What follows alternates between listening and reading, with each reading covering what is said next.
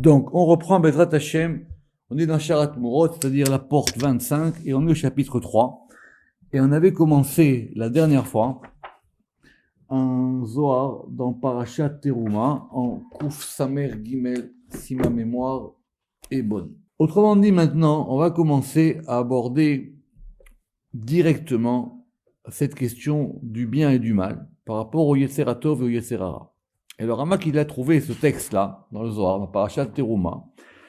Et à propos, vous avez de vous rappeler l'histoire de ce roi, il a un fils, il veut éprouver son fils, alors il va envoyer une femme pour voir si son fils fait ce qu'il fait ou pas. Et en fin de compte, le fils, il réussit l'épreuve, évidemment, mais le soir, il apprend d'ici que finalement, cette femme-là, elle a fait ce que le roi lui a demandé. Donc elle aussi, elle fait ce qu'il faut. D'accord ? Et on avait terminé sur cette formule énigmatique qui nous expliquait que Ve'alda active, et c'est pour ça qu'il est écrit Ve'ine Tov. Et voilà que c'est bon, à propos de la fin de la création du monde dans le premier chapitre de Bereshit. Tov, Dam Malach Chaim, Tov, c'est l'ange de la vie, mais Od est très bien, vous vous rappelez, c'est Malach Hamavet. Pourquoi ? Diou Vadai Tov Meod, parce qu'effectivement, il est très très bon. Les mandats et Pikuta démarrer pour celui qui va écouter le commandement de son maître. On reprend dans le Zohar. Vetachave. Et, sache, et viens et vois. Ilo ye aimekatrega, s'il n'y avait pas cet accusateur, lo yirtun sadikaya hane. Donc, c'est juste là, il ne pourrait pas mériter. Anegnizaya ilahin, il ne pourrait pas mériter de ces secrets, de ces trésors supérieurs, des minan liarté les almadeate, dans lesquels ils vont hériter dans le monde qui vient. Alors c'est un grand sujet. Bémet, c'est un grand sujet. Parce que, et pourquoi c'est un grand sujet ? D'un côté, le Zohar, il est en train de nous dire ici, subrepticement, que s'il n'y avait pas cette notion du mal, alors les justes, ils ne pourraient pas avoir accès à ce à quoi ils ont accès. Alors quoi ? C'est obligé maintenant de passer par des épreuves dans la vie. C'est obligé de passer par le mal pour arriver au bien. On ne peut pas y arriver directement. C'est une grande question. D'abord, tout le monde n'est pas éprouvé. Il y a des gens qui n'ont pas d'épreuve. Et quoi ? Le fait d'avoir une épreuve, alors ça va te rendre plus grand. Ah oui, mais si tu n'avais pas eu d'épreuve, peut-être que tu aurais été moyen, mais tu serais resté moyen toute ta vie. Que si tu as une épreuve et que tu réussis pas l'épreuve, alors tu vas tomber, alors ça sert à quoi ? Donc c'est une grande question métaphysique. C'est une très très grande question, c'est une très très très grande question métaphysique. Et il ne faut pas s'empresser de répondre à ces questions rapidement. Alors Ramak, il va expliquer qu'il y a des gens qui ont des épreuves et il y a des gens qui n'ont pas d'épreuves. D'accord ? Il y a un Zohar dans Bereshit, je crois, qui dit Rabot Raot Tzadik, que le juste, il a beaucoup de choses mauvaises. Zohar là-bas, il fait remarquer que le verset, il n'a pas dit la Tzadik. Il n'a pas dit c'est pour lui. Il a dit ça peut arriver. On ne peut pas nous penser que le mal est nécessaire. Alors c'est vrai qu'il y a beaucoup de textes du Zohar qui vont dans les deux sens. Parce que d'un côté, si on est dans un monde binaire où on dit finalement le mal, il sert à donner des forces à ceux qui sont capables de résister aux épreuves. C'est ça cette histoire qui est posée ici dans le Zohar. Très bien, mais tu n'es pas obligé de passer par là. Alors j'ai lu un Zohar là, hier à propos de Yosef et Binyamin, qui dit que Yosef il est tzaddik parce que justement lui aussi il a passé une épreuve, encore la fameuse épreuve, et que Binyamin aussi il est tzaddik. Alors il dit quelle différence, c'est qu'un est passé par une épreuve et l'autre il n'est pas passé par une épreuve. On n'a pas vu que Binyamin il a eu une épreuve. Quand on parle des deux enfants de Rachel, on dit que Rachel elle a eu deux enfants et Rachel elle a eu deux enfants tzaddikim. Le Zohar il dit là-bas. Et Léa, elle a eu 6 fils. Et Léa, elle a eu 6 fils et une fille. D'accord ? Elle a eu 6 fils et une fille. Alors il dit, mais alors si tu me dis que Binyamin et Yosef, les deux, ils sont tzaddik, alors il dit pourquoi? Il dit, effectivement, Yosef, lui, il a prouvé par une épreuve. Mais Binyamin, lui, ça s'est passé d'une autre manière. Le soir là-bas, il explique ce qui s'est passé pour Binyamin. Donc c'est une grande question. En tout cas ici, de ce côté-là de la balance, on relit. Vetachavé. S'il n'y avait pas cet accusateur, alors effectivement, les justes, ils ne pourraient pas hériter de ces trésors cachés ou enfouis, comme on a dit, dans lesquels qu'ils hériteront dans le monde qui vient.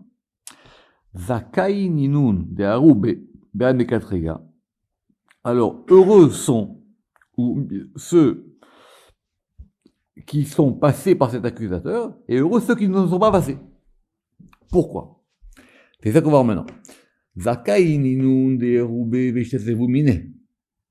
Alors, il y a ceux qui sont passés par cette notion, ils ont eu des épreuves dans la vie, et ils ont réussi à s'en sortir.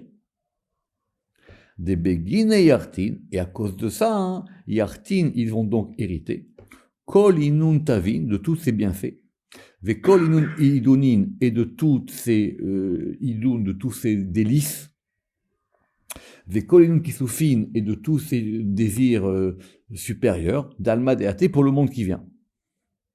À l'Ektiv, et à son propos, il est écrit le fameux verset Aïn orata Elohim zulatecha yase le mechakelo. Alors, c'est un verset très compliqué, qu'il faut expliquer plusieurs fois dans le Zohar. Alors, littéralement, Aïn orata, l'œil n'a pas vu.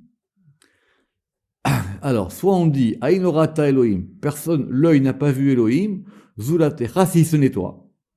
Ou alors on dit Aïn orata, l'œil n'a pas vu si ce n'est toi Elohim. Yaase, il fera les mechakelo, et il fera pour celui qui l'attend. Donc ça veut dire c'est que par rapport à quelque chose que peu de gens peuvent voir, ou en tout cas qu'ils pourront voir dans le monde qui vient.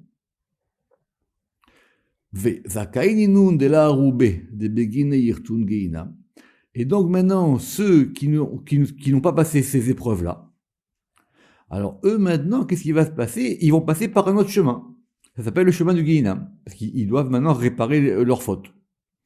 Donc ils vont passer par le Guéhinam, et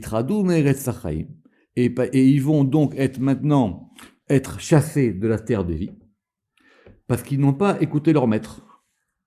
Et ils n'ont pas été après lui. Et c'est pour cela. Donc c'est pour ça que les justes, ils doivent se renforcer pour ce bien par lequel ils mériteront de tous ces bienfaits et, comme on a dit, de tous ces délices et de tous ces désirs supérieurs pour le monde qui vient. Et le Zohar, il n'a pas peur ici. Il dit donc, il y a donc une utilité au mal. Toalta. Toelet en hébreu, c'est une activité. Une utilité. Donc, à quoi il sert finalement ce degré du mal? Des Aemekatrega, que ce accusateur, Katrayava Tsaitane Mahi, lorsque maintenant les gens qui ont fait des fautes et criminels, ils vont l'écouter. Et là, Afalgav Dedet Leto Alta Pekuda Demare ou Avid. Bien qu'il donc tu vas dire effectivement alors quoi? Alors il va entraîner les gens vers le mal, c'est ça qui est bien. Alors il dit malgré ça, l'utilité c'est que lui il fait ce que son patron lui a dit. Vetu, et de plus. Alors, on va reprendre un peu de temps pour expliquer cette phrase-là. Donc, c'est quoi maintenant l'utilité? Je reprends. Et donc, en plus, on est passé en folio 163b. On a changé de folio. Donc, si maintenant tu me dis l'utilité, c'est quoi? Que ça sert à quoi qu'il y ait du mal? C'est que finalement, les gens, ils vont aussi faire du mal s'il y a quelqu'un qui les pousse à faire du mal. Alors il dit, bien qu'effectivement, de ce point de vue-là, il n'y ait pas d'utilité, de toutes les manières, Pikuda démarrer ou Avid, il va faire ce que son patron lui dit. Et de plus, des Aatkiv Beginai, qu'en plus, il va se renforcer par rapport à ça. Parce que lui, effectivement, bien qu'il soit mal, Deoil viura itkaf kadavid bish. Littéralement, puisqu'il est mauvais, il va se renforcer lorsqu'il fait du mal. Et donc lui, en fin de compte, son but, c'est d'entraîner les gens au mal. Alors il dit, si c'est comme ça, et lui, il va pas s'arrêter jusqu'à ce qu'il en vienne à bout de l'homme. Une fois que lui, il a fait ce qu'il a fait, c'est là où il va avoir son repos. Son but à lui, c'est de faire fauter. Alors je dis, encore une fois, ces textes d'histoire, il faut faire très attention, parce que du coup, il ne faut pas rentrer dans une explication binaire, de dire effectivement, alors il y a un côté mal, et ce côté mal, lui, il veut que les gens ils fassent du mal, et du mal, et du mal, et lui, il ne s'arrête pas tant qu'il fait du mal. Effectivement, lui, il fait ce que son patron lui dit, et accord, mais so what? Les gens, ils vivent quand même par rapport à ça. Alors, encore une fois, il faut voir des deux côtés. Le mal n'est pas une fatalité. C'est vrai, si quelqu'un il a réussi à se sortir d'un problème, il est content. Mais il aurait pu aussi très bien ne pas passer par ce problème. C'est une grande question, parce qu'après, finalement, les gens ils vont se dire, alors je suis content d'avoir eu des problèmes, parce que grâce à ça, je me suis grandi. Mais Habibi, tu aurais pu aussi grandir sans passer par les problèmes. Je ne suis pas obligé de tomber pour me relever, pour apprendre à marcher. Je peux marcher sans tomber. Mais il y a des gens, ils ont besoin de tomber pour se relever. Sur ça, je pense que les Tikhonazor disent que justement, ça dépend de l'homme, quelle est sa propension. Soit il est dans la propension de Etzadat Tovara, de l'arbre de la connaissance du bien et du mal. Alors là, effectivement, c'est l'un par rapport à l'autre. Mais s'il est du degré de Etzachaim, alors donc il passe par rapport à ça. On a vu que Yosef, il était éprouvé. Mais Yaakov, il n'a pas été éprouvé. Vous vous rappelez qu'on a dit que tout ce qui arrive à Yaakov, c'est arrivé à Yosef. Yosef, il a eu toutes les épreuves. Il est passé par la prison, il est passé par tout ça. Mais rappelez-vous la phrase que Yaakov il va dire quand il va rencontrer son frère Esav après avoir été chez Lavan. Il est chez Lavan. Oui. Et quand il va voir Esav, qu'est-ce qu'il lui a dit? Il va lui dire Im Lavan Garti. Il a dit j'ai vécu avec Lavan. Rachid dit ça veut dire quoi Garti? Garti ça veut dire que c'est les mêmes lettres que Tariag. Ça veut dire j'ai fait les 613 mitzvot. Ça veut dire j'ai réussi, je suis resté quelqu'un de bien. Mais encore mieux que ça. Ça veut dire Lavan, ça l'a pas affecté. Je suis resté moi-même. J'ai pas eu de problème particulier par rapport à ça. Alors,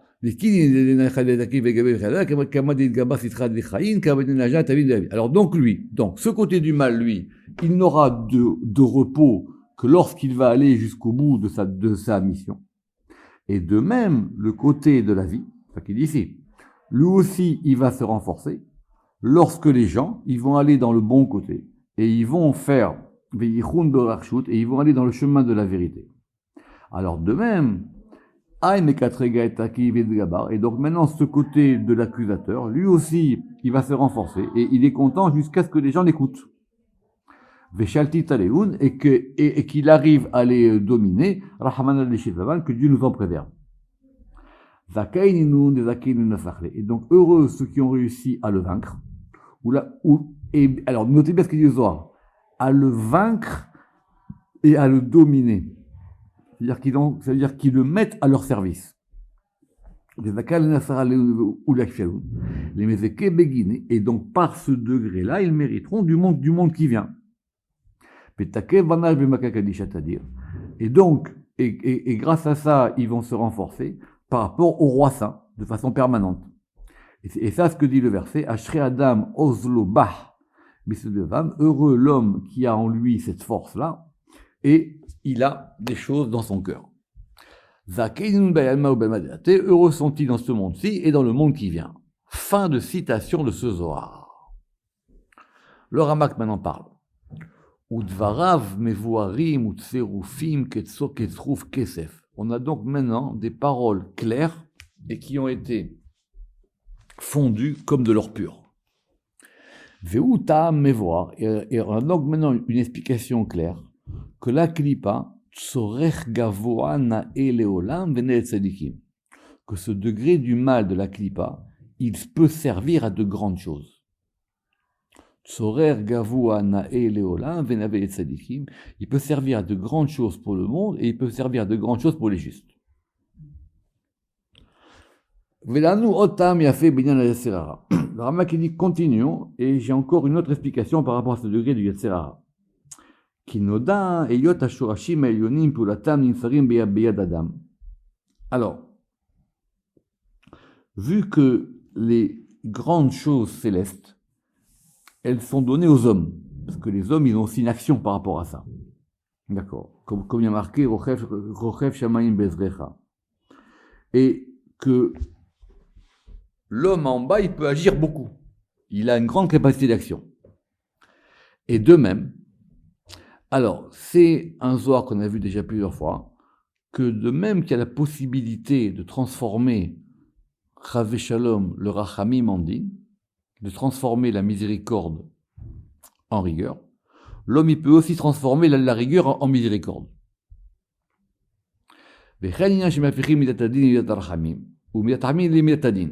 Comme on a expliqué, là, comme il dit, dans Shar Maouta Anaga, et on expliquera ça après, si Dieu veut, dans l'une des dernières portes du Pardes, dans Shar Aneshama. L'homme il peut agir. C'est vrai que l'homme il peut agir, mais pour une épreuve comme Yosef, combien il y en a qui s'en sortent?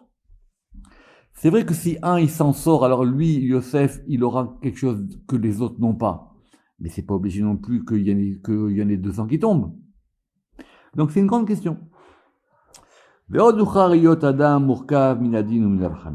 maintenant, vu que l'homme, il est composé de ces deux aspects-là, qui sont la rigueur et la miséricorde, et que donc il va pouvoir, par ces deux choses-là, agir en haut. Les mains là, il va pouvoir agir en haut, dans les racines supérieures. C'est vrai. C'est-à-dire que, vu que les mondes, même s'il y a une interaction des mondes, l'homme il peut faire des grandes choses. Et donc le Yetzer hara, mitzad hagvura, et donc le Yetzer hara, il est du côté de la Gvura. Et le Yetzer hatov, il est du côté du Chesed. Bien que le Yetzer hara, il soit du côté de la Klippa, et que le Yetzer hatov, il soit du côté de la Kedusha. On va marquer encore un point ici, parce que c'est un chapitre important. Il y a une différence entre la Kedusha et la Tahara. Dans la vie, il y a plusieurs cycles. Il y a le cycle du pur et de l'impur. C'est ça le Tahor et le Tamé. La vérité, l'impureté, c'est quelque chose de cyclique. Quelqu'un, il va au cimetière, il doit aller au cimetière parce qu'il a des obligations telles ou telles, donc il va se rendre impur. Mais il peut se purifier après. Il peut le mikvé. Donc dans la vie, il y a du pur et de l'impur. Ok, il faut quand même les distinguer. Il faut quand même être capable de savoir comment on passe d'un degré à un autre degré. Mais il y a un degré encore plus haut qui s'appelle la Kedusha. En ce degré de la Kedusha, là effectivement, on n'est plus lié à ces notions de bien et de mal. On est lié à un degré plus haut.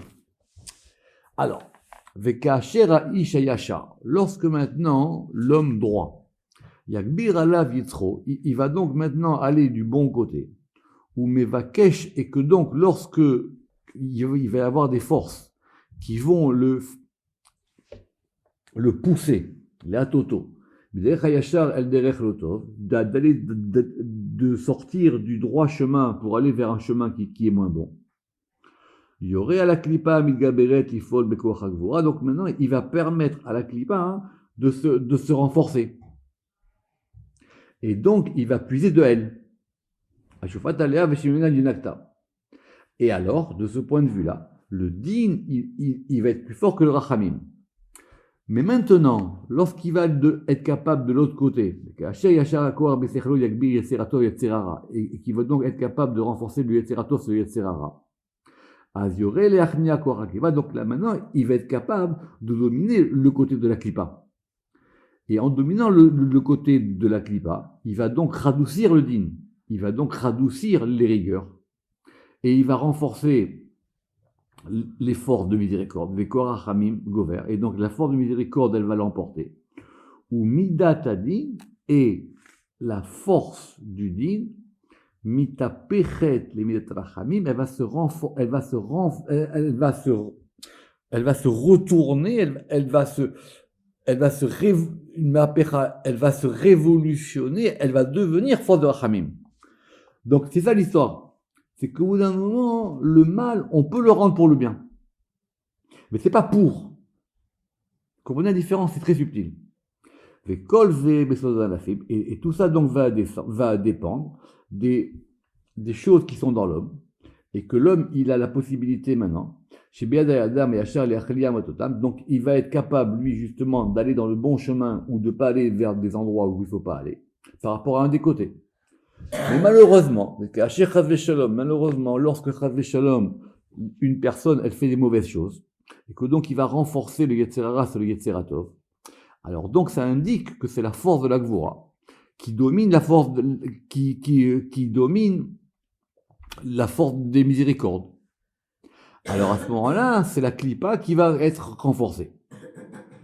Et c'est ça notre fameux passage qu'on va voir maintenant, qu'on a déjà vu, que le Ramak il avait ramené depuis le début. Qu'il dit Arurim em areshaim, maudits soient les criminels, parce qu'ils peuvent retourner ou transformer la tribu de miséricorde pour en rendre la tribu de la rigueur. Alors comment c'est possible? Vous allez me dire, mais comment c'est possible que finalement l'homme il a une si grande force que même il peut transformer Chas Shalom, le bien en mal? Chez Me'apechim Midat Arachamim Midatadin, c'est-à-dire qu'ils sont capables de transformer la miséricorde en dîme. Pourquoi?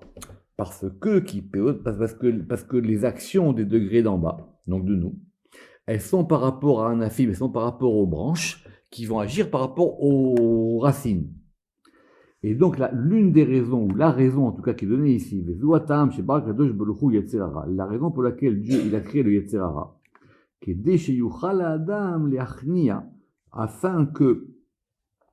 afin que l'homme il puisse il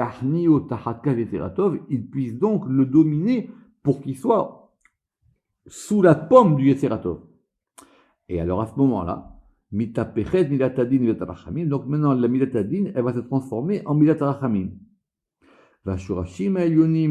Et donc maintenant, les racines supérieures, elles vont puiser et elles vont éclairer de cette lumière, de l'éclat, Mizoar Aurelion, de l'éclat de cette lumière supérieure. Et donc maintenant, tout va être en unification. Et il dit ça, d'après moi, c'est une bonne explication pour comprendre cette notion du Yetzer Hara. Encore une fois, il faut être très précautionneux là-dessus. Reprenons ce qui est marqué dans la Torah. Très bien. Adam, Rishon et Chava, ils sont dans le jardin d'Éden. Très bien. Le serpent, il vient avec sa copine, ils sont les deux, et ils commencent à faire des histoires. Très très bien. On était obligé de passer par là. Je parle même pas de la conclusion. Est-ce qu'on est obligé qu'à un moment, le serpent, il vienne essayer de faire une histoire ou pas? Alors le Midrash, il n'est pas clair là-dessus. D'un côté, il dit c'était obligé, de l'autre côté, il dit c'était pas obligé. Vous voyez ce que je veux dire ou pas? Oui. Pourquoi il vient? Oui. Est-ce qu'il est obligé de venir? Est-ce que c'est obligé? Si finalement il vient pas, s'il vient pas, alors tout se passe bien. Elle est pas tentée. Adam, il est tranquille. Ils attendent le vendredi soir, ils font qu'ils douchent et c'est fini. Pourquoi j'ai besoin de passer par là? Alors, il y a des Midrashim qui disent que le Yetzer Hara, il a voulu faire quelque chose. De l'autre côté, c'est parce qu'il y a quelque chose qui s'est passé. Mais c'est pas nécessaire. C'est ça qu'il faut comprendre. Mais en tout cas, c'est vrai qu'une fois qu'il est là, alors on peut peut-être s'en servir pour faire des choses bien. Mais encore une fois, c'est un sujet compliqué. Et donc, le Rama qui dit maintenant, j'ai encore une autre explication à vous donner. Et qui correspond à des paroles du Zohar, à des Rabbi Shimon de Rabbi Shimon dans le Zohar. Veu.